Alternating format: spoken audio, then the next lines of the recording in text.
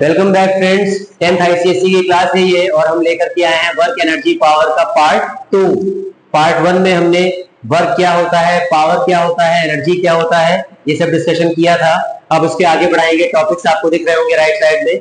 ये टॉपिक्स आज हमको खत्म करने हैं और थ्योरेटिकली ये चैप्टर खत्म करना है। चलिए बिना टाइम वेस्ट किए शुरू करते हैं। पहला आपको दिख रहा है types of kinetic energy and potential energy. Exactly kinetic energy क्या होती है, हाफ एम डी स्क्वायर, वो हम लास्ट क्लास में समझ चुके हैं। पोटेंशियल एनर्जी क्या होती है, mgh, वो भी। अब हम टाइप्स ऑफ काइनेटिक एनर्जी जानेंगे।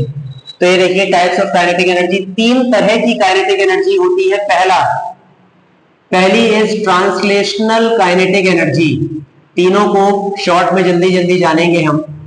Translational kinetic energy. Second is rotational kinetic energy, rotational Ke, and the third one is vibrational kinetic energy। इन तीनों काइनेटिक एनर्जी के बारे में बात करेंगे। काइनेटिक एनर्जी का फिर से एक बार मतलब हम जान ले। तब मोशन की वजह से, मतलब the energy possessed due to motion of the body is known as kinetic energy. अगर आपकी बॉडी स्ट्रेट लाइन में मूव कर रही है, अगर आपकी कोई भी बॉडी स्ट्रेट लाइन में मूव कर रही है, suppose the car is travelling on a straight road, तो उस समय बॉडी के पास जो मोशन है that is known as translational motion, और तब उसके पास जो काइनेटिक एनर्जी होगी उसको आप कहेंगे translational kinetic energy, straight line motion में। अगर आप दूसरी तरफ बात करते हैं रोटेशनल के की, अगर आपकी बॉडी सर्कुलर पाथ में मूव करती दिखाई दे रही है, जैसे कि हमने चैप्टर 1 में यूसीएम में समझा है, अगर आपकी सपोज ये बॉडी ए है और ये इस तरह से सर्कुलर मोशन करती दिखाई दे रही है, then it is known as the rotational motion and the energy possessed by the body then will be rotational kinetic energy। और तीसरे की अगर बात करें वाइब्रेशनल काइनेटिक एनर्जी, अगर आप किसी भी सॉलिड बॉडी को टैप कर दें तो उसके अंदर एक वाइब्रेशन डेवलप होता है जिसको बोलते हैं डिस्टर्बेंस डेवलप होना। उसकी वजह से जो आपके मॉलिक्यूल्स होते हैं सॉलिड पार्टिकल, सपोज ये बोर्ड है, बोर्ड को अगर टैप कर दे तो इसके अंदर के जो मॉलिक्यूल्स हैं वो अपनी ही जगह टू एंड फ्रो मूवमेंट करते हैं। That to and fro movement, तो यहां पर इंपॉर्टेंट वर्ड क्या है, to and fro movement about a fixed position is known as rotational, sorry आपकी वाइब्रेशनल काइनेटिक एनर्जी, क्योंकि ये वाइब्रेशन से जनरेट हुई है। तो these are the three types of kinetic energy. अब यहीं पर हम बात कर लें जल्दी से टाइप्स ऑफ पोटेंशियल एनर्जी के बारे में।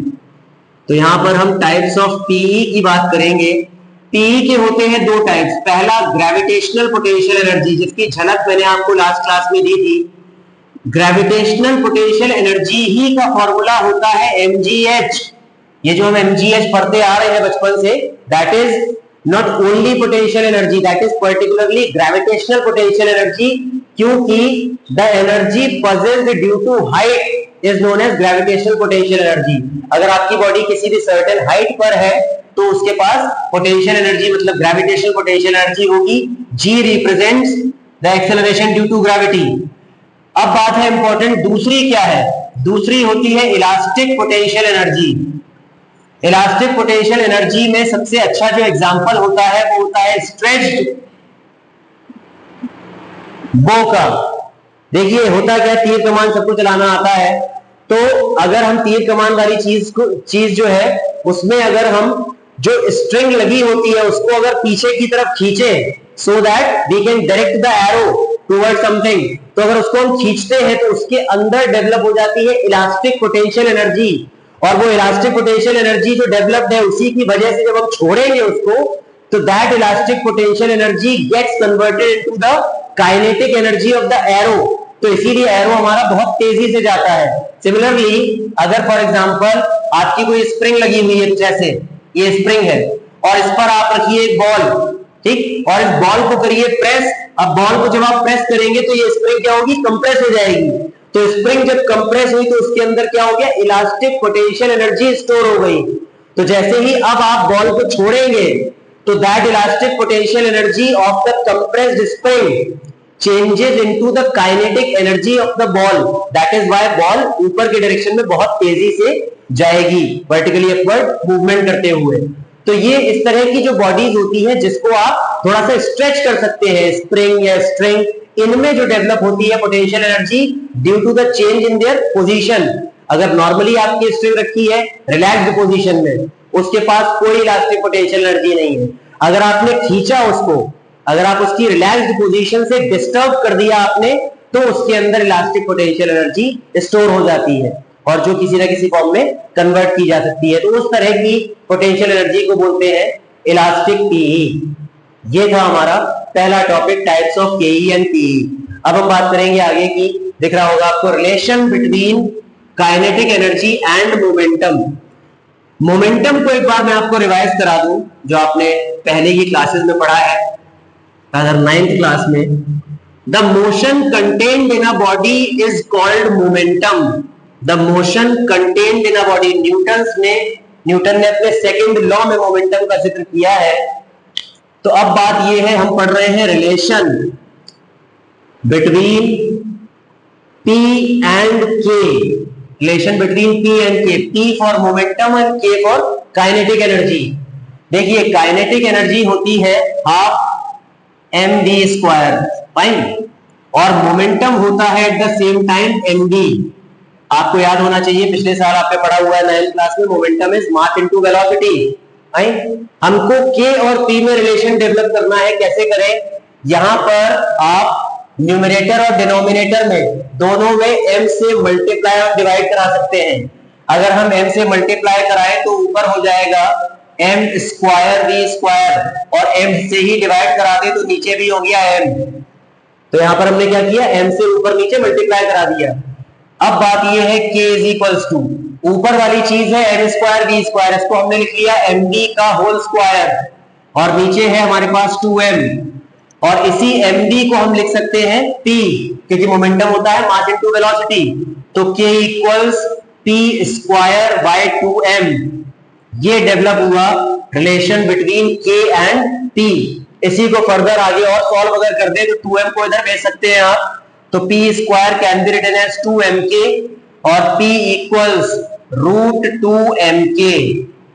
ये दूसरी तरीके से रिलेशन को लिखा जाता है, either this or this will be asked in 1 mark in your ICSE board examination। आप अगर 10 years उठा करके देखें, बहुत बार ये रिलेशन पूछा गया है कि लीनियर मोमेंटम और काइनेटिक एनर्जी के बीच में क्या रिलेशन है। एमसीक्यू में भी बहुत बार पूछा गया है।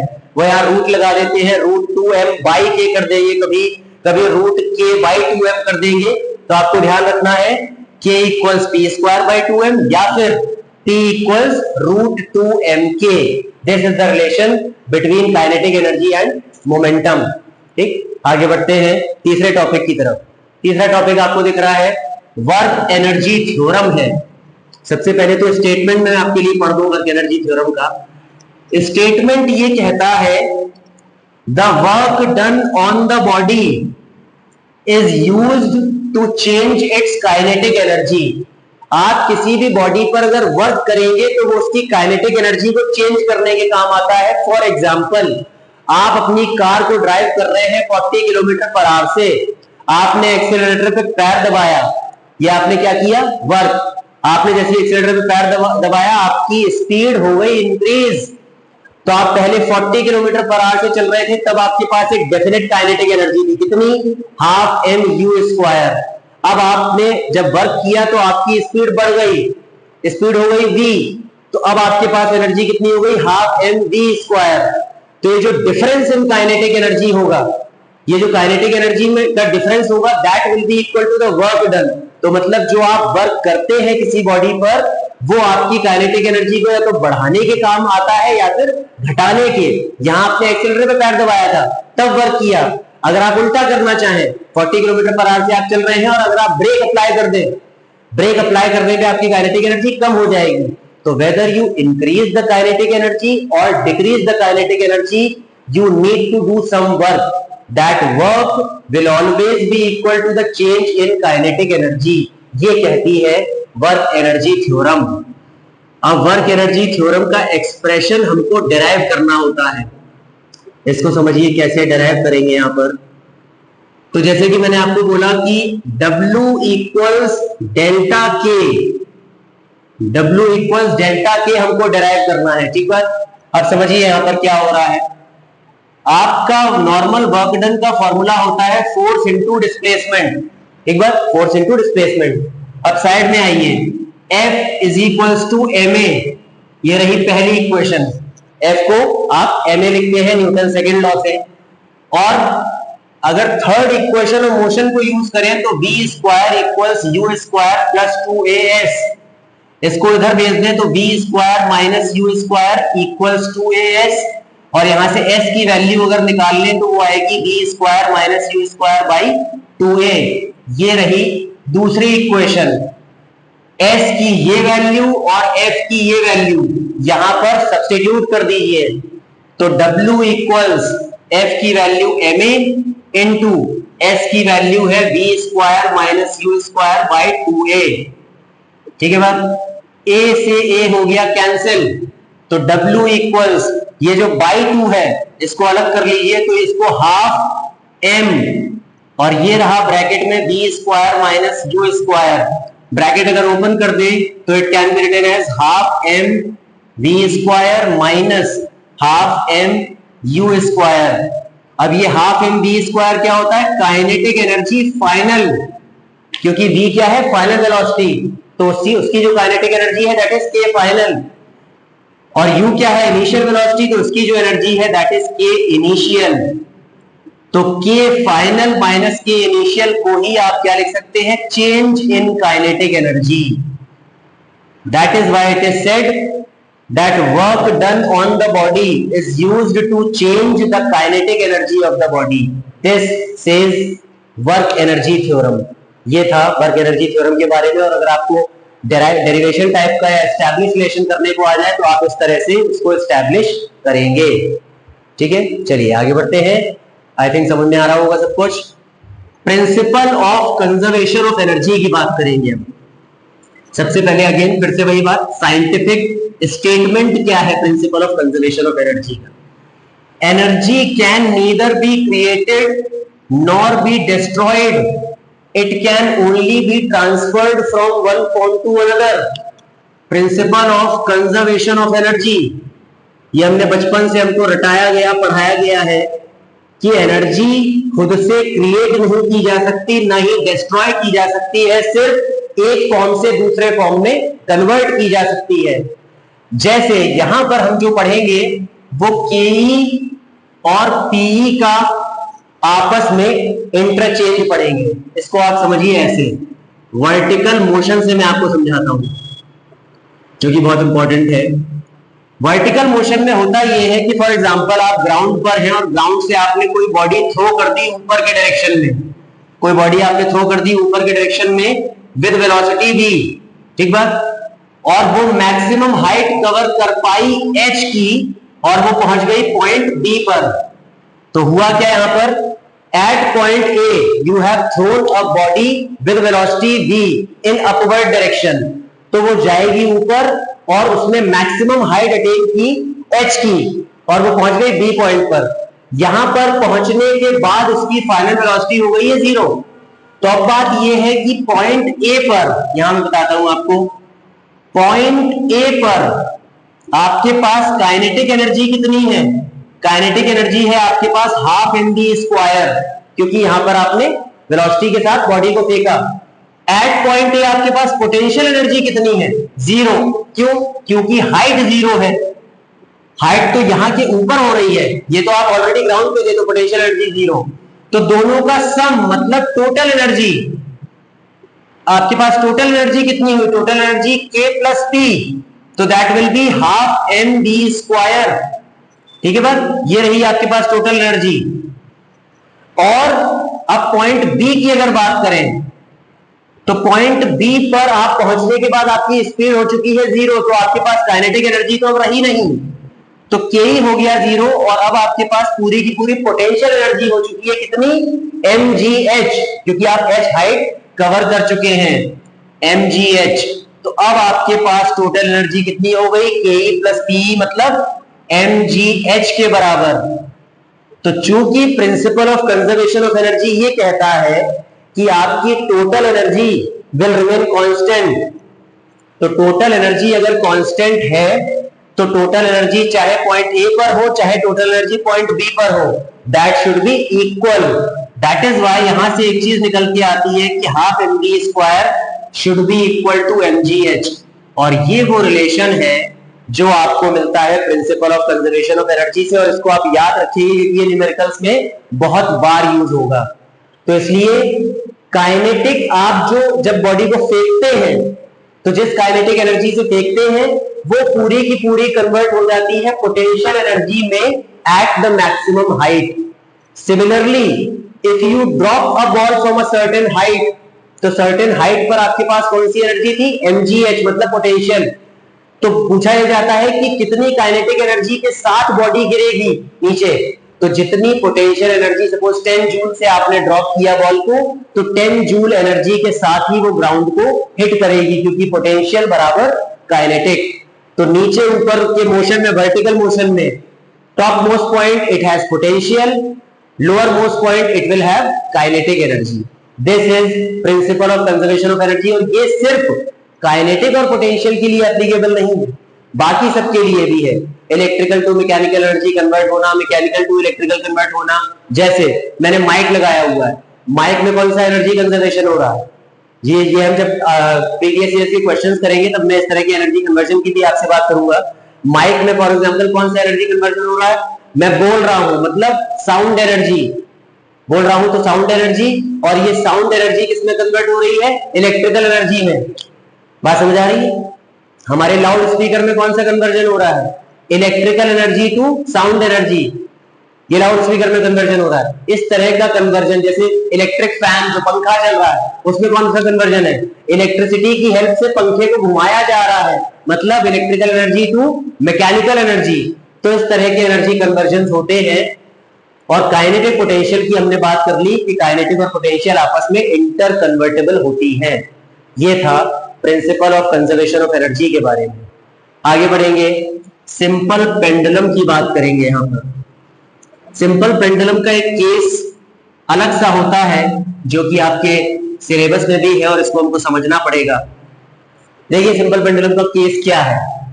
केस ये है, फॉर एग्जांपल ये एक रिजिड सपोर्ट है और रिजिड सपोर्ट से हमने कुछ ऐसे एक थ्रेड से एक बॉब मतलब मेटल स्फीयर ले सकते हैं, कोई भी छोटा सा बॉब हमने टांग दिया, इसको बोलते हैं बॉब ऑफ सिंपल पेंडुलम। ये पूरा setup is known as simple pendulum. This is bob of simple pendulum. Fine. अब हो ये रहा है कि सपोज आपने इसको थोड़ा सा पुश किया, अगर किया तो ये पेंडुलम कुछ ऐसे जाएगा और फिर आएगा वापस। तो सपोज ये मैक्सिमम इस पॉइंट तक पहुंचा तो ये थ्रेड के हेल्प से ही पहुंचेगा ऑफ कोर्स।